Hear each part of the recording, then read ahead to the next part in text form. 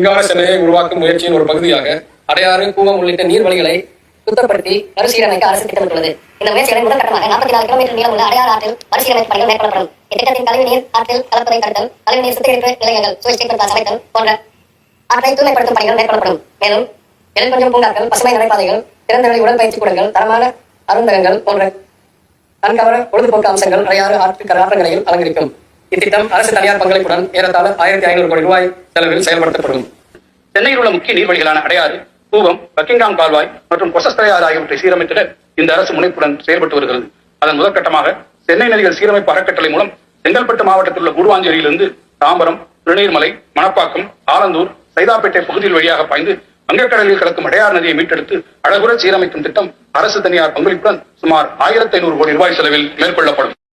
நகர்ப்புறங்களில் வசிக்கும் மக்களுக்கு தூய்மையான மற்றும் பசுமையான வாழிடச் சூழலை உருவாக்கும் பொருட்டு அடையாறு நதியை மீட்டெடுத்து அழகுற சீரமைக்கும் திட்டம் 1500 கோடி ரூபாய் மதிப்பீட்டில் தனியார் பங்களிப்புடன் தொடங்கப்பட்டுள்ளது. 30 மாத காலத்திற்குள் பணி நிறைவடையக்கூடிய வகையில் இந்த திட்டத்தின் முதற்கட்டமாக சைதாப்பேட்டை முதல் திருவிக்காப்பாலம் வரையிலான பணிகளுக்கு முன்னுரிமை அளிக்கப்பட்டு 15 மாதங்களுக்குள் இப்பணிகள் முடிக்கப்படும்.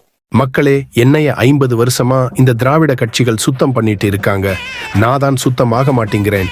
அதனால இந்த திராவிட கட்சிகள் மேல எந்த தப்பும் இல்ல. இந்த மேயர் பிரியா வேற மழைக்காலம் வந்தா 4000 கோடின்னு வருவாங்க.